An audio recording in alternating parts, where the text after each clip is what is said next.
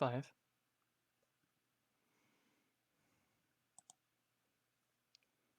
Hello, welcome to another short summary.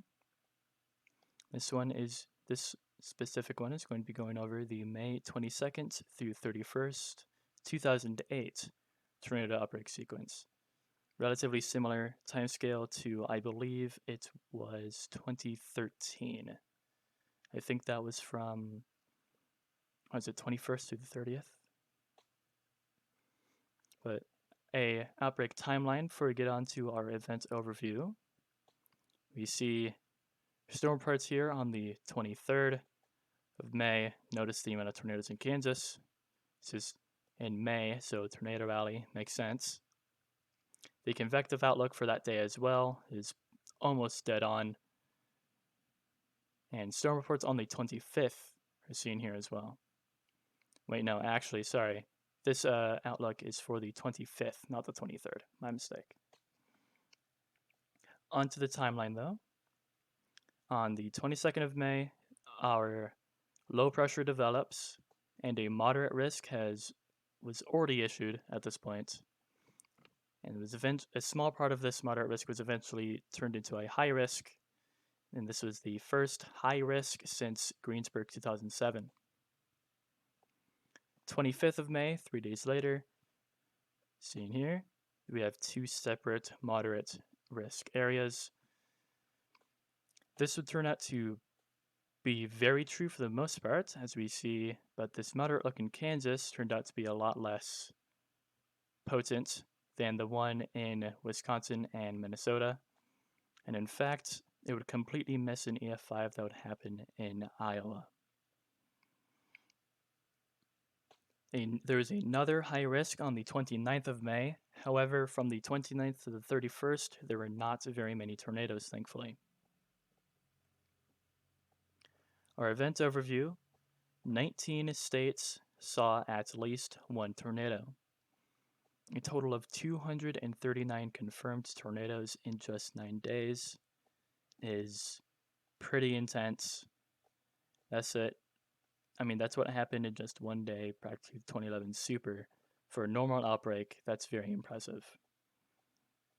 In all, this outbreak caused $343 million in damage, injured 215, and tragically killed 13.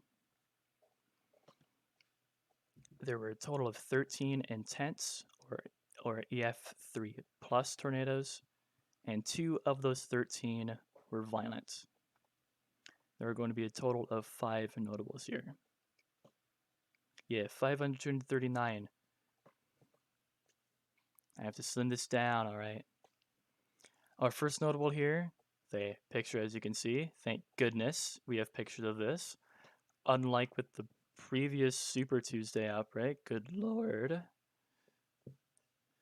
This is the Plattsville, or Platesville, I'm going to say Platteville, to Fort Collins, Colorado, EF3.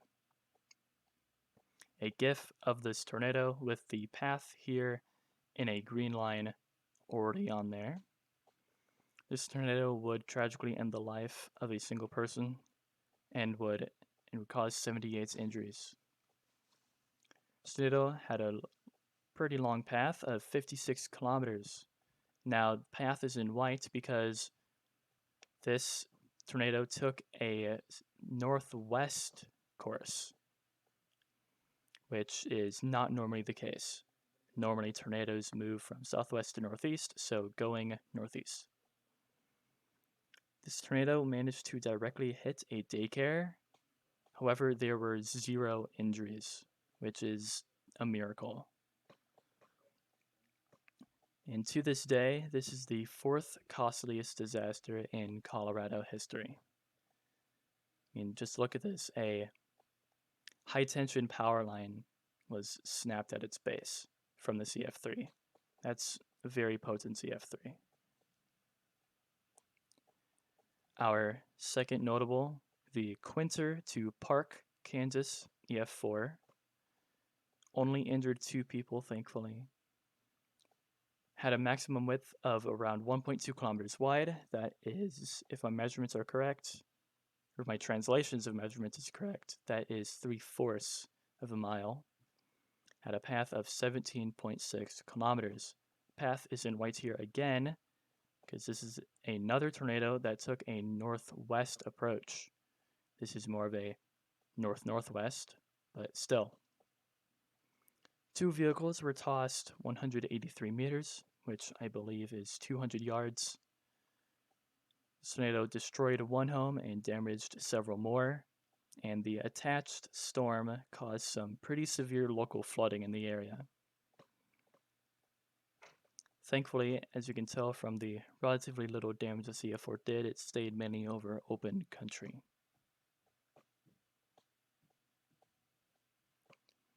Our third notable here, Clark State Lake to Moultonville, Kansas EF3.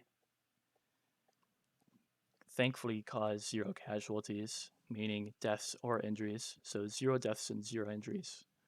Trekked 33.6 kilometers and reached a very outstanding 2.89 kilometers wide. That is very wide.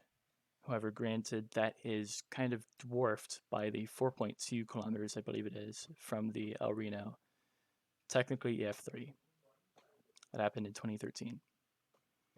A oil tank battery, which I had to look up because I did not know that that thing even existed, was thrown 1.8 miles, which is almost 3.2 kilometers. I'm going to guess 3 kilometers. A power pole with wires still attached was picked up from an unknown location and then deposited at another unknown location, but was at least more than 1 foot, because it would have not been noticed if it was just 1 foot. I'll tell you that much. Mainly because I forget. This tornado is particularly notable for being very similar to the 2007 Greensburg EF5 in terms of width and path, but thankfully not in strength. The tornado, I believe that it took a sharp northern turn right as it hit this county right here. That's in the upper right, where E is, where the end is. I forget what county that is, and that's basically it. But I think it said that if this tornado continued on this perfectly straight path, then it would have done a lot more damage as it went into that county. So thankfully it did not. Thankfully it ended in that county.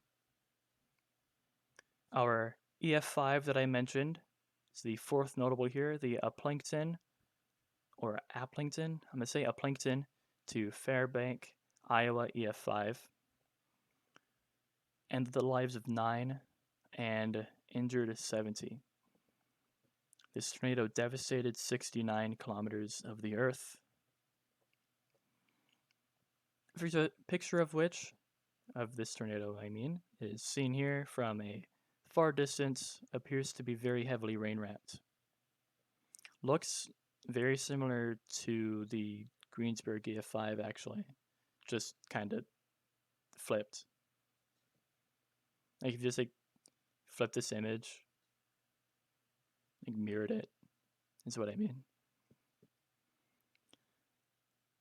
This tornado appeared at around 1635, I believe it was, and at 1648 it was already leaving cycloidal marks in cornfields, and right after a cornfield it rapidly intensified into EF4 strength, and then proceeded to intensify further to become an EF5.